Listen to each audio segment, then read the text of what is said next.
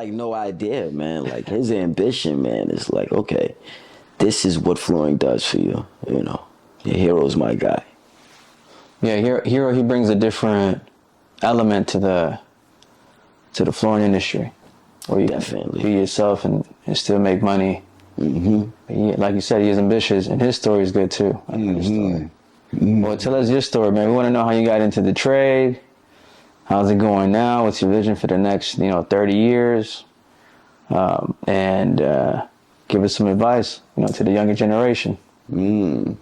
Definitely. Well, my name is Izaiah Barrows. I am the owner of ISandNewYork. I'm a third generation floor man. My grand uncle is Willie Bradley of Rivington Floors, which started in 1957. My uncle, who was taught by Willie Bradley, who taught me, is Kyle Kirkland, owner of Kirkland Floors, who started in 1984. And I started the trade when I was about 11 years old, 2001. I was in 5th grade, going to 6th grade. And this is all I've ever known. It's the only job I've ever really had. I believe I worked at a supermarket for like 3 days, and in the midst of me stacking cans, I was like, this really isn't for me. Just went right back to the flooring business. This is all I've ever really known. I enjoy it. I love it. It's shown me some of the best experiences in life have came from me doing flooring. Some of the best relationships in life that I've made have come from flooring. And, I'm just happy to be able to leave a stamp and a footprint within my industry. Hardwood flooring, man, is just everything to me. So tell us some accomplishments you've accomplished so far in the industry, even at a local level with the politicians. I know you're shining there in that area as well. Did you ever think you'll get to that point in life? I always knew I was going to be something. I just didn't know what I was going to be. It seems like when you come from the bottom of the barrel, the only other way is up. So, like I said, I always knew I was going to be something. I just already knew it probably wouldn't be like a basketball player, because I can't shoot a ball, and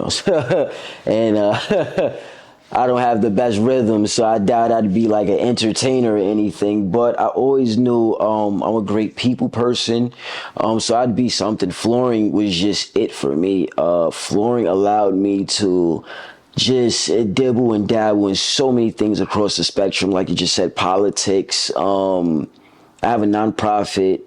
I work with We Are 39, A Floor Man's Dream, and we just do so much for the community, and such as backpack drives, turkey drives.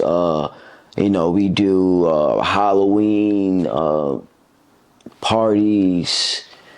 We pick up trash every other weekend. At the end of every month, we're doing food drives, 400 or 500 bags of groceries to the community.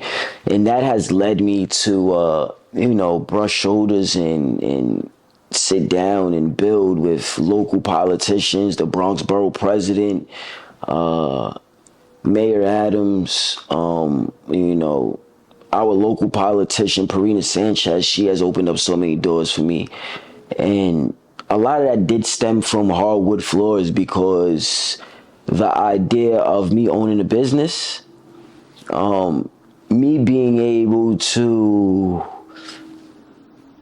still be a part without taking part in certain things, hardwood floors just opened up so many doors for me. And as a teenager, just being able to make money, have some nice shoes, that had a trickle down effect as I got older, because people remembered that. So they also remember, I had a business at a young age.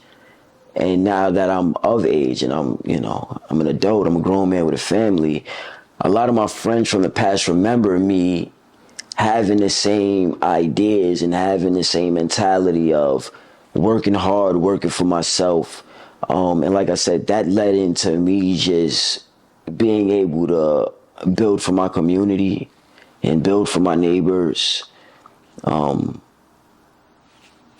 Yeah, I can't. I'm just so happy to be a floor man. It's like my own lane, man. I feel like a Michael Jordan or something. How many years has ISandNewYork been running? ISandNewYork has been up and running since, I want to say, 2012. 2012. I definitely, is it 2012? Yeah, 2012, 2013.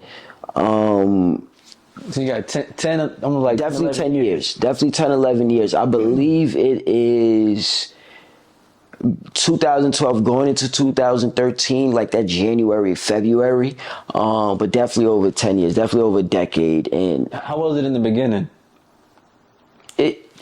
business for me wasn't hard because, like I said, I've been in the industry for over two decades. So a lot of my work that I was getting were either children of my uncle's clients.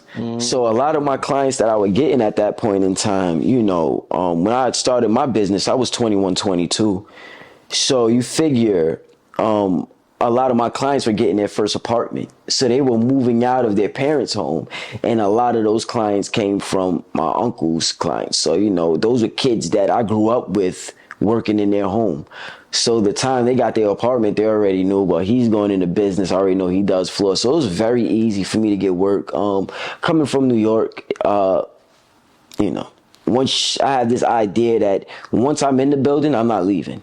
So it's like once I get that first apartment on the first floor, I'm gonna do every apartment up until the 6th floor. Yeah. And with social media, it was very easy to build. Not saying I'm one of one, but how many young black inner city floormen are there? So that right there just left a lane for me, for myself. So just starting off with business was easy. It actually didn't get harder until I started to until the years came about, because I started to notice, all right, I want this type of client.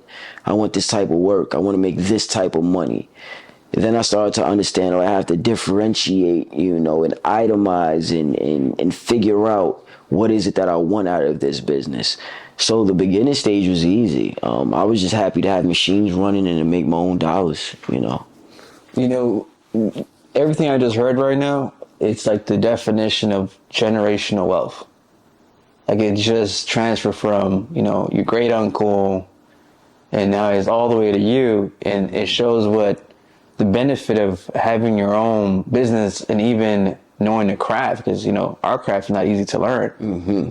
And you pick that up from someone who's maybe made a lot of mistakes. Mm-hmm. And then you're already an expert, and the clients know that you know how to do it already. Exactly. And you grew up with them, which is pretty funny too. And then now they got their own house, and you're coming in and just... It's easy to sell. Speaking of Ryan me and you was having this conversation before this, Ryan from the wood floor business, I told him one of the first interviews, I have like a golden spoon within the flooring industry. The first machine that I learned to sand the floor with was a Hummel. So I was 11 years old on a Hummel. There's some flooring companies out here that still running on 110 machines, and not knocking 110 machines, but let's just be serious. I learned on a high end of the spectrum. So it's just like, just being privileged to work for high-end clients, working for people like, we work for like Alicia Keys, Tommy Hilfiger, the CEO of Chase Bank. It was just so many folks that we worked for when I was at a young age, a early teen, not even a teenager. And that all came from generation. That just wasn't one man. That wasn't like my uncle did that all by himself. No, my granduncle had something to do with that. And then just actually finding out like a month or two ago, my granduncle was explaining to me, my great granduncle, I guess you would consider him a lumberjack. They were cutting down the trees, and he was the guy that chained up the tree and sent it down the river. So it's like, this is something that's in my bloodline. It's something that's in my DNA. So definitely generational wealth is like Not only that, it sounds like a legacy. it's his legacy. And you're the third And generation. I'm the third one, you know. So now I have to pull up my bootstraps because I have to raise the bar and now set the standards on how do we keep this legacy going. I don't want it to stop with me. I want it to, you know, how do we keep this going for the next 10 years? For the, not the next 10 years, the next 10 generations, you know, the next 1,000 years. How do we keep this going, keep this going? And it's like generational wealth, yeah, definitely played a major key in ISandNewYork because I didn't physically, I mean, I had to go out there and I had to fish, but I already knew where the lake was. I already knew where the fishing rods were. I already knew what time to go fish. It wasn't like I just had to go out there and figure all this out. It was, you know, the degree of everything was set out for me. And I also know I have to do the same for my next generation.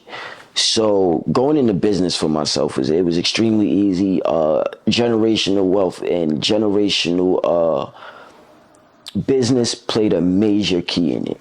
It played a major key in it, definitely. So let's say, you know, 30 years pass by and you're 60 something. Like, how do you see your company at that current moment?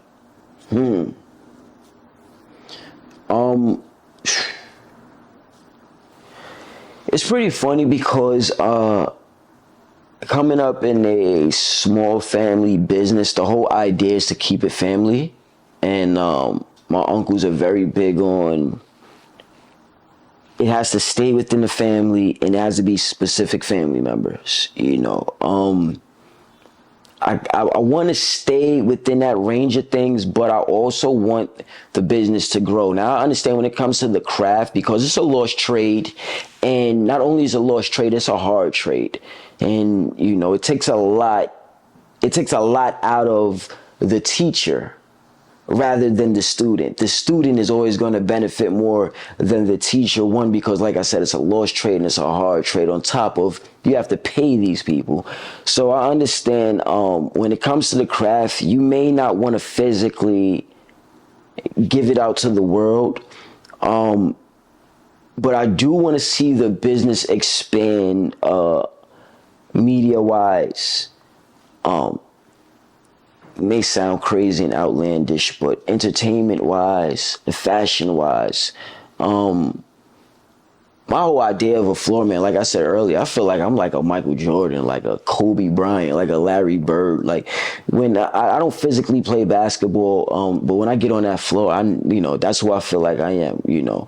And there's a lot that goes into that image. The way I dress, where I'm from, you know, how I learn. And that's why I say I want to see us get into everything of flooring, you know, down to the clothing, you know, just the idea of health, taking care of yourself. And most floor men have bad knees and hips, you know, having the information on how we're going to eat right and how we're going to start doing yoga to stretch ourselves before we hit these job sites. So I really want to see my business,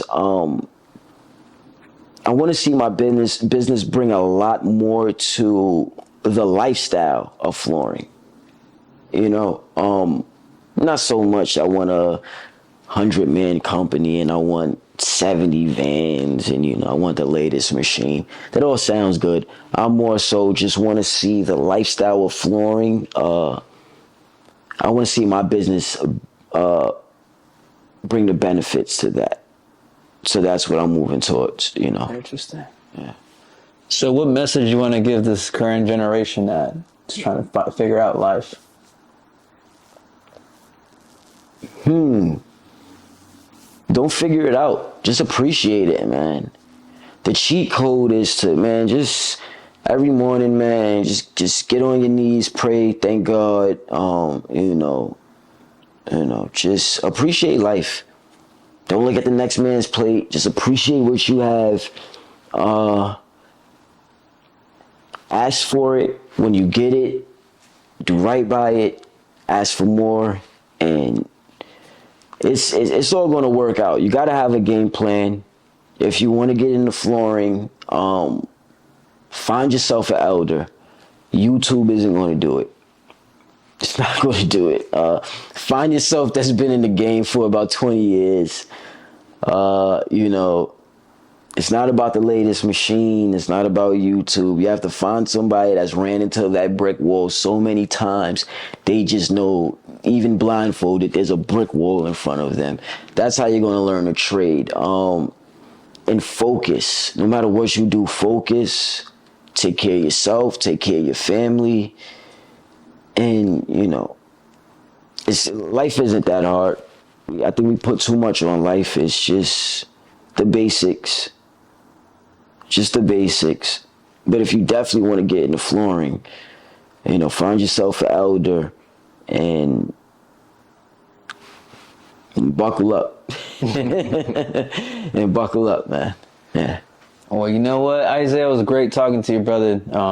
You're a special person. I know you got great things ahead of you. You're going to do a lot of game changing in our industry.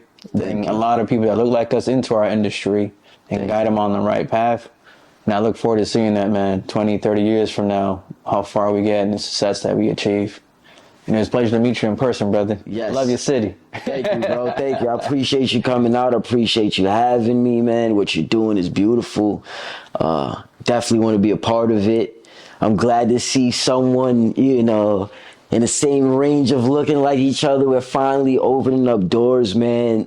You're very talented. You have so many eyes on you, bro. So, like I said, man, I'm proud of you. Kudos. Anything I could do to help out, just let me know. And you're more than welcome back to the city, man. Appreciate you, brother. Anytime, bro.